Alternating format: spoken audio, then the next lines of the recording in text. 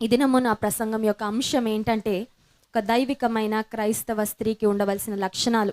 What are the characteristics of a godly woman? దైవజనురాలు లేక దేవుని వెంబడించే స్త్రీ, దేవుని యందు భయభక్తులు గల స్త్రీకి ఉండవలసిన లక్షణాలు. ఒక 3 అంశాలు చెప్పి క్లుప్తంగా నా సందేశాన్ని నేను ముగింపులోకి తీసుకురావాలని ఆశిస్తున్నాను. ఒక దినమంట ఒక ఇద్దరు యవనస్తులు ఒక పండ్ల బజార్కి వెళ్ళి ఒక కవర్ నిండా పండ్లు దొంగతనం చేశారంట. దొంగతనం చేసి పరుగు పరుగున తప్పించుకొని పారిపోతున్నారు. ఎక్కడ ఫ్రూట్ షాప్ ఓనర్ మరి చూసి పట్టుకుంటాడో అని పరిగెట్టుకుంటూ వెళ్ళిపోతూ ఉంటే సడన్గా ఏం జరిగిందంటే అక్కడ ఒక శ్మశాన వాటికి కనబడిందంట, బరియల్ గ్రౌండ్. ఇంకా వీళ్ళు ఏమనుకున్నారంటే ఎవరైనా వీరిని చూస్తారేమో అని వెంటనే భయంతో ఆ గోడ దూకేసి ఆ బరియల్ గ్రౌండ్లోకి శ్మశాన వాటికలోకి వెళ్ళిపోయి అక్కడ లోపల చేరాక ఇక ఈ పండ్లను మన ఇద్దరం సమానంగా పంచుకుందాము, మనం ఇద్దరం కష్టపడి దొంగతనం చేశాం కాబట్టి సగం సగం పంచుకుందామని కూర్చున్నారు. వీరు ఆ గోడ దాటుతున్నప్పుడు అనుకోకుండా అకస్మాత్తుగా 2 పండ్లు అక్కడ పడిపోయినాయి అనమాట. యాక్సిడెంటల్గా 2 పండ్లు ఆ గేటు దగ్గర పడిపోయాయి. అయినా వీరు వారు తప్పించుకోవాలని దాక్కోవాలనే తొందరలో వెళ్ళిపోయారు. లోపలికి వెళ్ళి ఇద్దరు పంచుకోవడం ప్రారంభించారు. నీకొకటి నాకొకటి, నీకొకటి నాకొకటి, నీకొకటి నాకొకటి అని పంచుకుంటున్నారు. సో పంచుకుంటున్న సమయంలో ఆ మార్గం గుండా ఒక క్రైస్తవ వ్యక్తి వెళ్తా ఉండగానే ఎప్పుడు ఆ దారి గుండా వెళ్తూ ఉంటాడు కానీ శ్మశాన వాటికలో ఉండి ఎప్పుడు శబ్దాలు వినలేదు. అదే మొదటిసారి.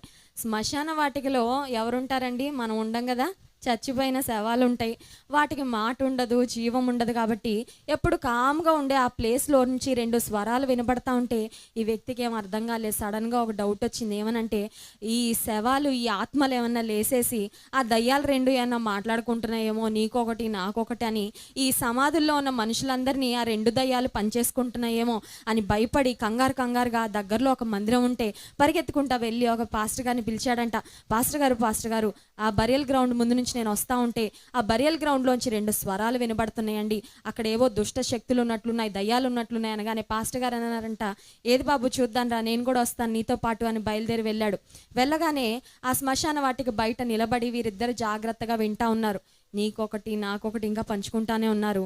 ఇంకా పంచుకోవడం అయిపోగానే ఆ ఇద్దరు వ్యక్తులు ఏమనుకున్నారంటే, మరి ఆ డోర్ దగ్గర, ఆ గేట్ దగ్గర 2 ఉండిపోయినాయి కదా, మరి వాటి సంగతి ఏంటి అన్నారంట.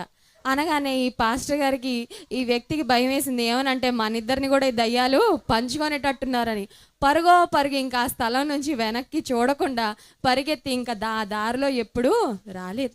వారిలో భయం ఉంది కాబట్టి ఏమైందంటే అక్కడ నిజానికి ఏమీ లేకపోయినా వారిని భయపెట్టింది.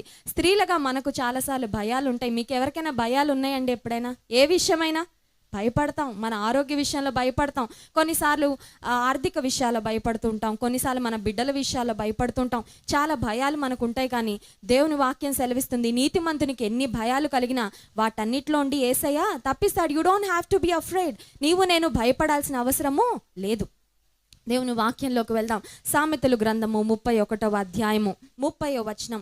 అందము మోసకరము, సౌందర్యము వ్యర్థము, యెహోవా యందు భయభక్తులు కలిగిన స్త్రీ కొనియాడబడును. దైవికంగా ఉండే స్త్రీలు, characteristics of a godly women అన్న దానిలో మొట్టమొదటి అంశం ఏంటి అంటే, దేవుని యందు భయభక్తులు కలిగిన స్త్రీ ఎలా ఉంటుంది అని ఆలోచిస్తే మొదటి అంశము ఆమె సౌందర్యవంతురాలు. She is a beautiful woman. స్త్రీలు అనగానే స్త్రీలు చాలా అందంగా ఉంటారు. అందంగా ఉండడానికి మనం ఇష్టపడుతుంటాం. అయితే దేవుని వాక్యం సెలవిచ్చే అందం ఏంటంటే బాహ్య సంబంధమైన అందం కాదు, కానీ ఆధ్యాత్మికమైన అందము. దేవుడు మనందరినీ ఆధ్యాత్మికంగా సౌందర్యవంతులుగా చూడాలని దేవుడు ఆశిస్తున్నాడు. ఈ రోజుల్లో మరి బ్యూటీ పార్లర్ బిజినెస్ చాలా చాలా ఫేమస్ అయిపోయింది. దాదాపు యవనస్తులు, స్త్రీలందరూ కూడా బ్యూటీ పార్లర్కి నెలకోసారి, నెలకు 2 సార్లు, కొంతమంది వారానికి ఒకసారి కూడా వెళ్ళిపోతూ ఉంటారు. ఎందుకంటే బాహ్య సంబంధంగా నేను సౌందర్యంగా ఉండాలి, అందరికీ చక్కగా ఆకర్షణీయంగా కనబడాలని పెళ్లి కాని యవనస్తులైతే మరింత శ్రద్ధ తీసుకుంటూ ఉంటారు. అయితే స్పిరిచువల్ బ్యూటీ, ఆధ్యాత్మికమైన సౌందర్యము అంటే మరి ఒక 3 లక్షణాలు నేను మీకు జ్ఞాపకం చేయాలని ఆశిస్తున్నాను. మొట్టమొదటిది కీర్తనలు 96వ అధ్యాయము 9వ వచనం. మరి పరిశుద్ధాలంకారములు ధరించుకొని యెహోవాకు నమస్కారము చేయడి. యెహోవాకు నమస్కరించాలని వెళ్ళే ఏ వ్యక్తి అయినా, దేవుని ఆరాధించడానికి వెళ్ళే ఏ వ్యక్తి అయినా ఒక అలంకరణతో వెళ్ళాలంట. ఏ అలంకరణ అది? ఖజానాకి వెళ్ళి ఒక నెక్లెస్ కొనుక్కోవాలండి, లేకపోతే మంచి 15,000 రూపాయల పట్టు చీర కట్టుకోవాలా? కాదు. ఇది ఏ అలంకరణ అంటే పరిశుద్ధ అలంకారములు ధరించుకొని. స్త్రీలకు మొట్టమొదటి అలంకరణ ఏంటి అంటే పరిశుద్ధత. Holiness is the ornament that we all should have. పరిశుద్ధతను దేవుడు మనందరిలో కోరుకుంటున్నాడు. మరియను దేవుడు ఏర్పాటు చేసుకోవడానికి, భూలోకంలోకి రావడానికి మరియను దేవుడు ఏర్పాటు చేసుకున్నప్పుడు అక్కడ ఒక వచనం రాయబడి ఉంటుంది, ఒక మాట లూకాసు వార్తలో ఏమని ఉంటుందంటే, ఆమె ఒక కన్యక, షీ ఈజ్ అ వర్జిన్. ఆమె జీవితంలో పాపం అంటే ఏంటో ఆమెకు తెలియదు. పరిశుద్ధంగా తను జీవించింది. నిజానికి యేసుక్రీస్తు ప్రభు ఈ లోకంలో పుడతాడని అనేక సంవత్సరాల క్రితమే ప్రవక్తలు మరి ఎంతోమంది ప్రవచించినప్పుడంట ఇశ్రాయేలు దేశంలో చాలామంది స్త్రీలు వివాహం చేసుకోకుండా ఉండిపోయారంట.